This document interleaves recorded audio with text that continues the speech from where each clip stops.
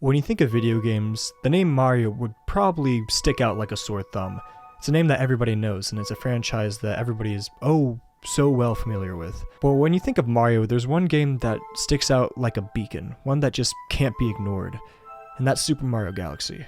It's a game that we all remember even years later. In today's video, I'm going to talk about why that is, what's so great about this game, and how has it really impacted the world of gaming in general.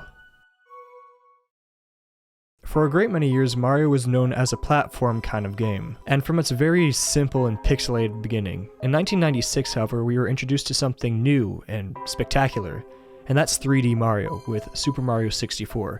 Now you might look at the graphics of Super Mario 64 and think that it's very bare bone, not really impressive, but at the time it was really something special. Nobody had really seen a 3D game like that before.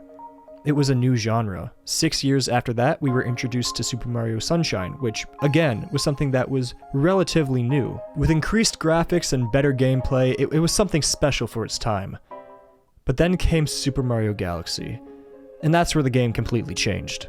Super Mario Galaxy was really a pinnacle in terms of the Mario timeline, because not only was it a 3D game, not only was it a greatly improved 3D game, but it also implemented a ton of new mechanics that had never really been seen in a Mario game before, or really any game before. With the Wii being the new hit thing and the motion controls being a revolutionary state-of-the-art mechanic, Super Mario Galaxy really encapsulated and benefited off of that material and that gameplay mechanic, as a lot of the skills in Super Mario Galaxy are used with the Wii Remote and its shake mechanic. With this game heavily relying on the space aspect of it, it made the game seem massive. There were a ton of worlds, and it really did seem like every single hub that you went to was an entirely different galaxy, with the maps itself seeming massive. More so, each level had multiple levels inside of that level, which made the game seem even bigger by comparison, as you might go back to another world while looking for a different star, and it really does make it seem like you're exploring more of that world or planet. But more than it being just another platform game where you go from world to world, it also had an incredibly rich story. Yes, you were still saving Princess Peach from Bowser, but there was a lot more to it as they introduced you to Rosalina, which, hello. And there was a lot more story that was added to that with the introduction of the Lumas, the Star Observatory, and some more complicated things, like with you destroying the universe and then recreating the universe and things looking very different. It was something that was never really seen in a Mario game. New gameplay, new mechanics, new power-ups. This game was everything, and it was really special. And we really thought that there was nothing else that was even going to come close to that we'd never see that again. But lo and behold, it reared its head again, as almost 3 years later, we were introduced to a sequel. And the sequel of this game was just, hoo boy, it was incredible. The way this game was done was just perfect, because it was the same Super Mario Galaxy mechanics, but it was improved upon. New unique worlds, more power-ups, better boss fights, and this game was as big, if not bigger, than the original. We even got to interact with new characters, and old ones alike. It was special, and it was amazing. I could rant for a solid hour about these two games, because the way that it was done, everything about it was perfect. From its gameplay to its visual designs, to its music. And that music was something really special. We'd heard some pretty amazing Super Mario music before, but with them using an entire proper orchestra for their games, the music just hit that much differently. I've played a lot of games in my time, from LEGO games to Skyrim to Minecraft. Safe to say, a lot of the video game music is just out of this world phenomenal. But for me, nothing has really even come close to beating Super Mario Galaxy. That music is just amazing. It's so beautifully composed, and it makes you feel the environment that you're walking around, whether that be a nice, pleasant beach, or somewhere in deep space, or a haunted mansion, which is also in deep space. The way that this music added to this game was just incredible. It really did make you seem like you were a part of this giant universe, traveling from planet to planet, to galaxy. Nothing has even come close to beating this music. And no Super Mario game after this has come close, in my opinion, to beating these two games. All of that begs the question, will there be another?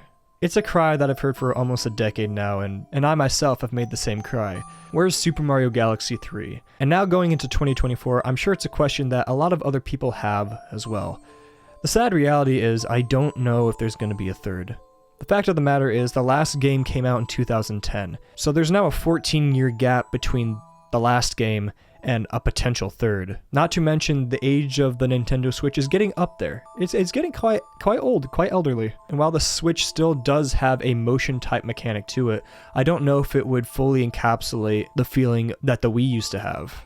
More so, we don't know if Nintendo is going to start working on another console, because as time goes by, they're going to have to. It's just a circle of life when it comes to consoles. So before we can even start thinking about a third Super Mario Galaxy, there would have to be another console, and who knows how long that's going to be.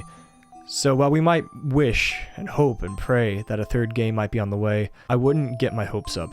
Because the sad reality is, there might not be a third game.